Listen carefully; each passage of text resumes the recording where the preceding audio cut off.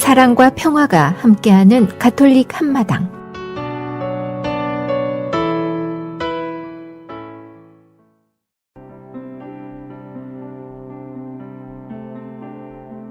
복음과 묵상 말씀, 루카가 전하는 거룩한 복음입니다. 주간 첫날 새벽 일찍이 그 여자들은 준비한 향료를 가지고 무덤으로 갔다. 그런데 그들이 보니 무덤에서 돌이 이미 굴려져 있었다. 그래서 안으로 들어가 보니 주 예수님의 시신이 없었다. 여자들이 그 일로 당황하고 있는데 눈부시게 차려입은 남자들이 그들에게 나타났다. 여자들이 두려워 얼굴을 땅으로 숙이자 두 남자가 그들에게 말하였다. 어찌하여 살아계신 분을 죽은 이들 가운데서 찾고 있느냐? 그분께서는 여기에 계시지 않는다. 되살아나셨다. 그분께서 갈릴레아에 계실 때에 너희에게 무엇이라고 말씀하셨는지 기억해 보아라. 사람의 아들은 죄인들의 손에 넘겨져 십자가에 못 박히셨다가 사흘 만에 다시 살아나셔야 한다고 말씀하셨다. 그러자 여자들은 예수님의 말씀을 기억해내었다. 그리고 무덤에서 돌아와 11 제자와 그 밖의 모든 이에게 이 일을 알렸다. 그들은 마리아 막달레나, 요한나, 그리고 야고보의 어머니 마리아였다. 그들과 함께 있던 다른 여자들도 사도들에게 이 일을 이야기하였다. 사도들에게는 그 이야기가 헛소리처럼 여겨졌다. 그래서 사도들은 그 여자들의 말을 믿지 않았다. 그러나 베드로는 일어나 무덤으로 달려가서 몸을 굽혀 들여다보았다. 그곳에는 아마포만 놓여 있었다. 그는 일어난 일을 속으로 놀라워하며 돌아갔다. 주님의 말씀입니다.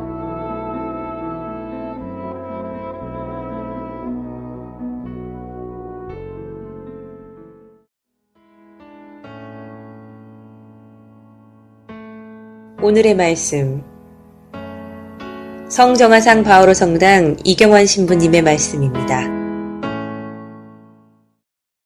여러분 안녕하세요. 어제는 부활절이었죠. 예수님 부활의 기쁨이 또 부활하신 예수님께서 주시는 평화가 여러분과 여러분의 가정에 항상 가득하시길 기원합니다. 예수님께서 부활하시고 나서 제자들은 부활하신 예수님을 만난 것이 아니라 가장 먼저 빈 무덤을 발견하게 되죠. 그래서 그들은 나중에 확연히 부활을 깨닫게 되겠지만 아직은 예수님의 부활을 믿지 못하는 눈치입니다. 바로 오늘 복음의 화두는 빈 무덤입니다. 빈 무덤은 오늘 복음의 여인들과 제자들을 예수 부활로부터 일시적으로 멀어지게 했지만 오늘 우리들에게는 예수님이 부활하셨구나 하는 사실을 보도해주는 상징입니다. 예수님이 부활하셨다는 오늘 왜 예수님의 무덤이 비어 있다는 사실을 깨닫는 것이 중요할까요? 여자들은 처음 빈 무덤을 발견하고 당황해 하였지만 두 남자의 이야기를 듣고 예수님의 말씀을 기억해내었고 예수 부활을 깨달아 제자들에게 예수 부활을 알렸다고 합니다. 바로 두 남자의 이야기에서 빈 무덤이 주고자 하는 진짜 메시지가 있었던 것이죠. 어찌하여 살아계신 분을 죽은 이들 가운데서 찾고 있느냐? 그분은 되살아나셨다. 라는 이 말씀. 즉, 빈 무덤 이야기는 단순히 무덤이 비어 있다는 사실을 확인하고 보도하기 위한 것이 아니죠. 죽음의 장소에서 예수님을 찾지 말고 삶의 이야기로 가라는 이야기입니다. 죽음의 이야기 안에 머물 것이 아니라 삶의 이야기 안에서, 즉 살아있는 제자들 안에서 또 우리들 안에서 부활하신 예수님을 만나라는 이야기일 것입니다. 사실 살아생전에 하신 예수님의 말씀과 실천 안에서 하나님의 삶을 보기 시작하면서 제자들은 예수 부활을 깨닫게 된 것이죠. 즉 그 여자들 또한 두 남자의 이야기를 들으면서 예수님의 말씀을 기억해내었고 어렴풋이 예수 부활을 깨닫기 시작했으며 제자들의 복음을 전한 최초의 복음 전파자가 된 것입니다. 그렇게 그 여인들은 자신들의 것을 비워내고 생판 모르는 두 남자의 이야기를 받아들이면서 예수 부활을 깨닫게 된 것입니다. 바로 빈 무덤은 부활신앙의 단초가 되는 상징이면서 부활을 깨닫고 부활의 삶을 살아가고자 하는 사람들이 지녀야 할 필수 불가결한 자세라고 할 수 있죠. 우리가 예수님의 부활을 믿는 사람들이라면 우리 자신을 채우겠다는 마음을 내 자신만을 소중히 생각하고 챙기는 이기적인 마음을 비워야 합니다. 부활하기 위해 돌무덤을 깨어버린 것처럼 깨어버려야 합니다. 바로 그러한 삶 안에 하느님이 계시다는 생각과 말과 실천 안에 죽으시고 부활하신 예수님은 살아계십니다. 되살아나십니다. 사람에게는 인생을 살아가면서 6가지의 무덤, 6가지의 관이 있다고 하죠. 어쩌면 이 무덤들은 우리를 죽음의 삶으로 이끄는 감옥과도 같은 것이라고 할 수 있죠. 살아가면서 이 무덤을 비우고 관을 비우지 못하면, 즉 그 감옥에서 빠져나오지 못하면 살아있어도 이 무덤에 묻힌, 관에 누인, 감옥에 갇힌 죽은 사람이라는 것이죠. 첫 번째 무덤은 자기 도취의 무덤입니다. 이 무덤에 갇힌 사람은 공주병, 왕자병에 걸린 사람들이죠. 이 병에 걸리면 정말 못 말립니다. 더 심하면 왕병, 왕비병에 걸리게 되는 것이죠. 이 병에 걸리면 언제나 이 세상이 자기 중심으로 돌아가야 한다고 생각하게 됩니다. 다른 사람들이 마치 자기를 위해 존재하는 것처럼, 다른 사람들을 마치 자신의 신하나 시녀라고 생각하게 됩니다. 이렇게 자기 자신만을 기준으로 두고 살아가는 사람들이 또 갖게 되는 두 번째 무덤이 바로 비판의 무덤입니다.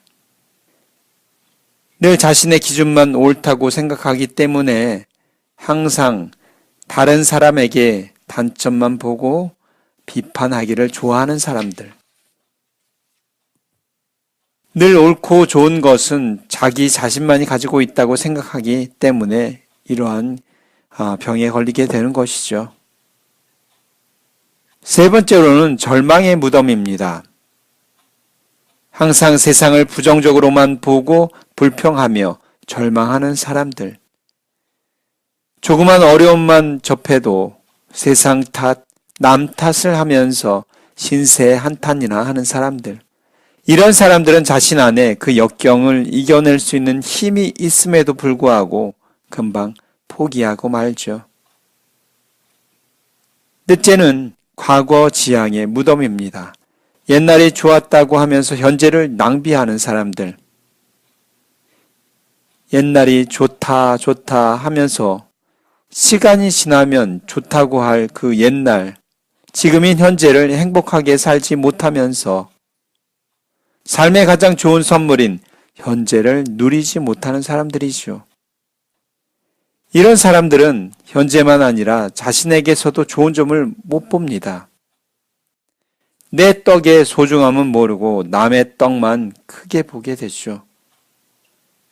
바로 그 무덤은 선망의 무덤입니다.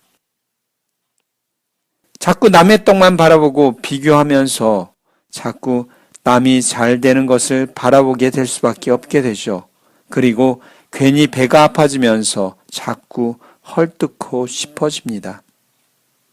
즉 나만이 아니라 남도 잘 되면 안 된다는 못된 심보가 작용하게 되는데 그것이 바로 6번째 질투의 무덤이라고 할 수 있겠죠. 우리를 죽음으로 올가매려고 하는 이 6가지의 무덤, 6가지의 관을 끊임없이 비우기 위해서 노력하지 않는 한 우리는 예수 부활을 깨닫지도 그 부활의 삶을 살지도 못할 것입니다. 예수님의 빈 무덤이 부활 신앙의 근거요, 필수 불가결한 모습이었듯이 우리 안에 예수님을 되살리고자 한다면 반드시 우리 안에 이 무덤들을 깨끗이 비워내야 하는 작업이 선행되어야 할 것이죠. 그렇지 못하다면 예수 부활은 우리에게 실천이 없는 신앙 고백과 같은 공허한 메아리일 뿐인 것입니다. 예수님이 부활하셨다는 것은 단순히 오늘 확인도 할 수 없는 과거의 사실을 맹목적으로 믿는 일이 아닙니다.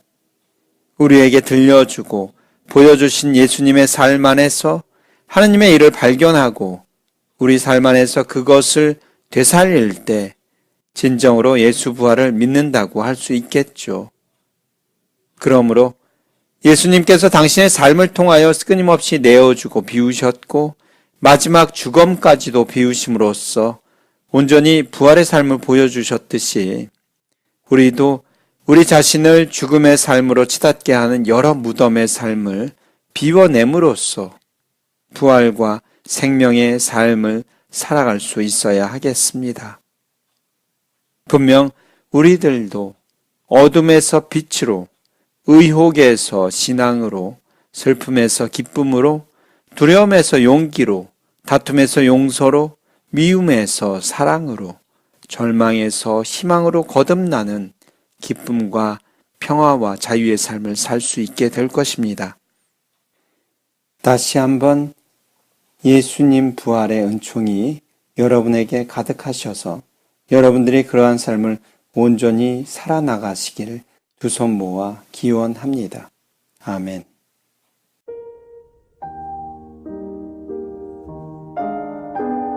지혜를 찾는 이에게. 요즘 젊은이들은 밑바닥에서 시작한다는 이야기를 마치 1층에서 승강기를 탄다는 이야기로 혼동하는 듯 합니다. 하느님은 때때로 당신 자녀들이 당신 섭리와 계명을 올바로 읽도록 그들의 눈을 눈물로 닦아주십니다.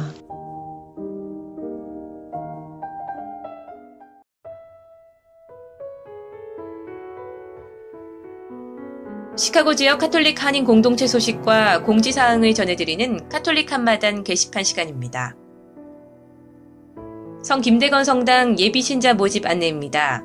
카톨릭 입교에 관심이 있으시거나 영세를 받기 원하시는 모든 분들 환영합니다. 예비신자 교리반은 5월 4일 주일 오전 9시 30분부터 시작을 합니다. 자세한 사항은 성 김대건 성당 사무실로 문의하시기 바랍니다. 2014년 성령 안의 새삼 세미나 안내입니다. 미 중북부 성령 쇄신 봉사자 협의회에서는 성령의 도우심으로 하느님의 살아계심을 체험하고 활력에 찬 신앙생활을 하고자 성령 안의 새삼 세미나를 거행합니다. 일시는 5월 1일부터 6월 5일까지 매주 목요일 오후 7시에서 10시까지입니다. 장소는 알타스카에 위치한 성 김대건 성당으로 강사는 시카고 지역 사대단이며 회비는 50불입니다. 문의 및 접수는 김율리안나 847-975-9669, 이베드로 847-312-4617 또는 각 성당 성령 봉사자에게 하시면 됩니다. 미 중북부 에미 제20차 모임 주말 안내입니다. 에미 모임은 부부들이 새로운 대화 방법을 통해서 자신의 결혼 생활을 되돌아보고 새로운 기쁨을 체험함으로써 가정과 교회의 쇄신을 통해서 세상을 변화시키는 운동입니다. 참가 대상은 결혼한 지 3년 이상 된 부부로 종교에 관계없이 참여하실 수 있습니다.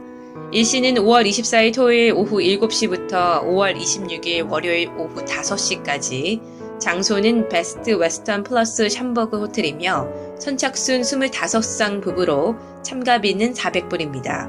신청 및 문의는 각 성당 에미 대표 부부 또는 각 성당 사무실로 문의하시기 바랍니다. 영세를 희망하거나 카톨릭에 관심 있는 분들이 위한 예비 신자 준비반 안내입니다. 6개월간의 교리 교육이 새로 시작될 때까지 기다리지 않고 바로 기초 교리를 배울 수 있도록 준비하는 반으로 매 주일 오전 9시 45분에 수업을 시작하며 정규 교리 과정 중에도 항상 신청이 가능합니다. 자세한 문의는 성교분과 773-255-1396으로 하시기 바랍니다.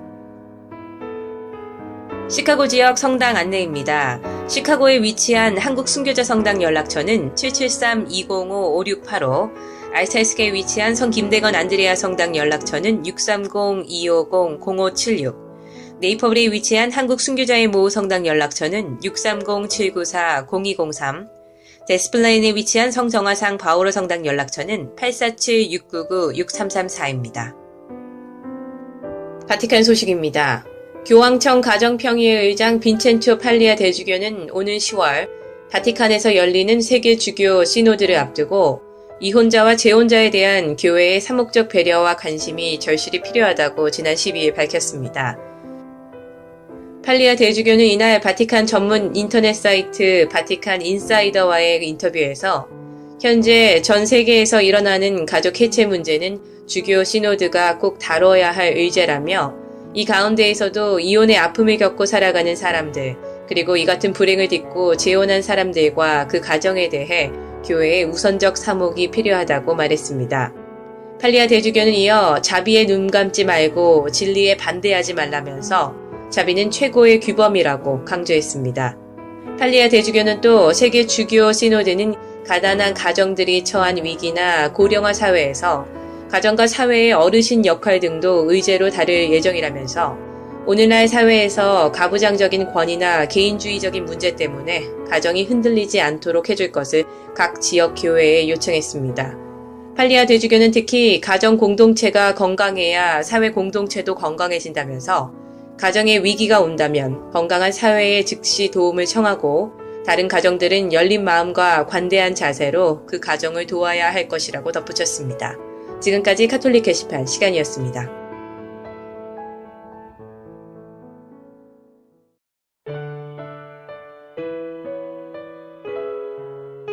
주님과 함께 성 바오로의 딸 수녀회가 부릅니다.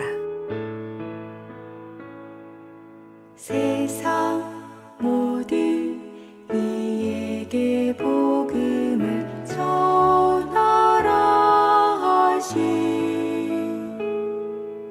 예수 그리스도 사랑의 길 따라가는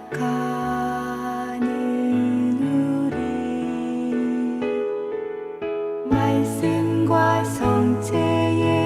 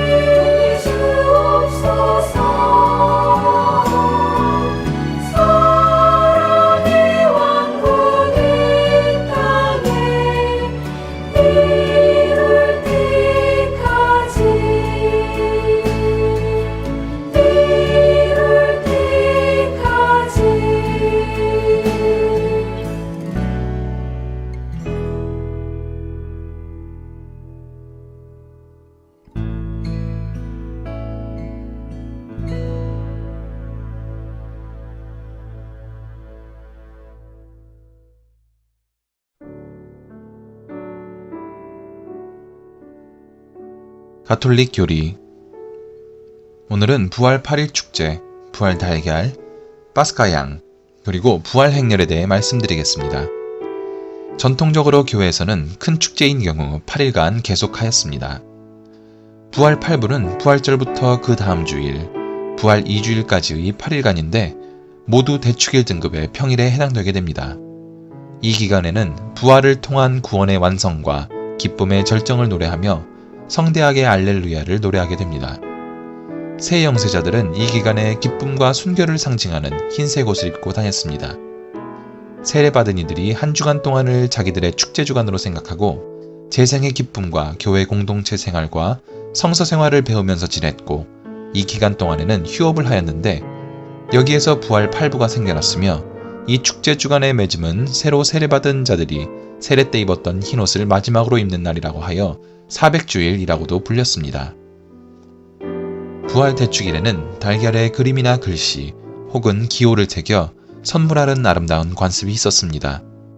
옛부터 달걀은 봄 혹은 새 생명의 상징이었습니다.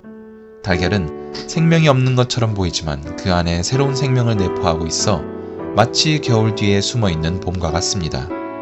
달걀 속에서 병아리가 부화되어 태어나는 모습은 돌무덤에 묻히셨던 예수께서 영광스럽게 부활하신 모습을 상징한다고 여겼고, 부활 달걀을 주고받으면서 부활 신앙을 간직하고자 하게 되었습니다.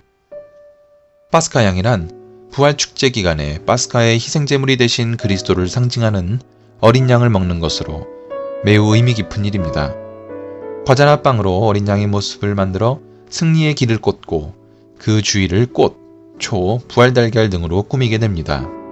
신사전 기도 후에 이날은 주께서 만드신 날 알렐루야라고 하면 우리는 즐거워하고 축하합니다 알렐루야 하고 응답한 다음 어린 양을 나누어 먹게 됩니다. 그리고 부활 행렬은 부활주일 미사 후 선두에 꽃으로 장식된 십자고상이나 부활초를 앞세우고 노래와 기도를 하면서 행렬을 하는 것을 말합니다. 이것은 그리스도의 부활을 믿고 그 기쁨을 세상에 드러내고 그리스도의 승리가 곧 우리의 승리임을 경축하는 의미입니다.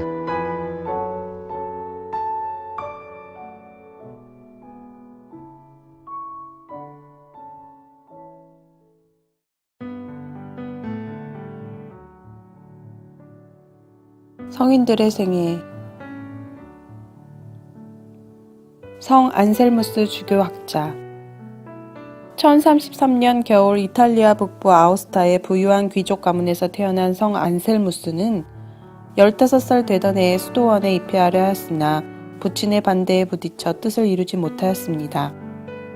그는 1056년 어머니가 사망하자 프랑스 동부의 부르고뉴로 공부하러 집을 떠났고 1059년에는 노르망디의 베네딕토의 수도원 학교에서 공부하였습니다.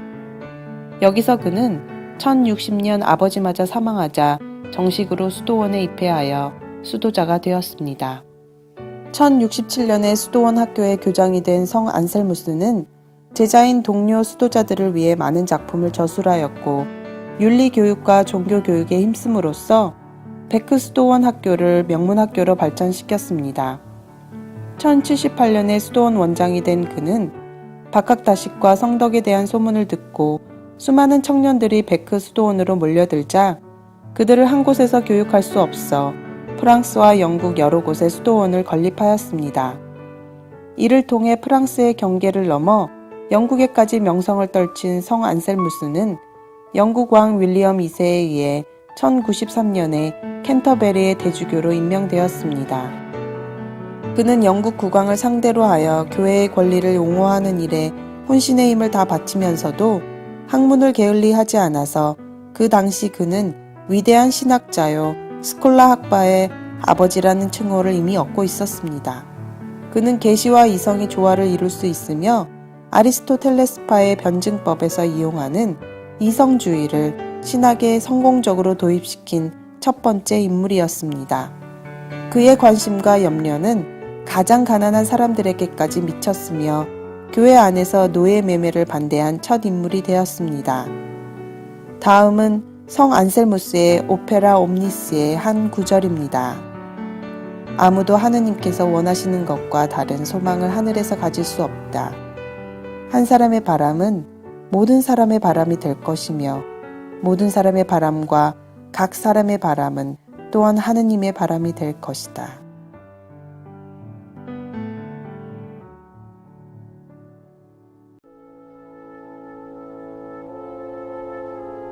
(365일) 당신을 축복합니다. 오로지 하느님만.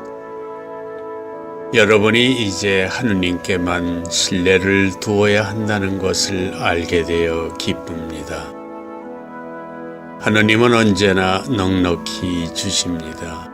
아무리 돈이 많아도 세상의 모든 욕구를 채우기에는 늘 부족하기 마련입니다. 이 세상 어느 누구도 여러분보다 더 큰 특권을 받은 사람은 없습니다. 하느님만 신뢰하는 사람은 복됩니다.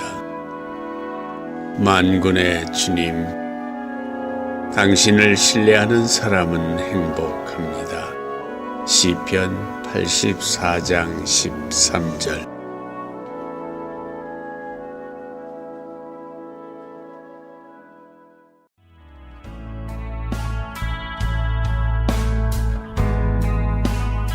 지금까지 시카고 성정화상 바오로 성당 제공 가톨릭 한마당이었습니다.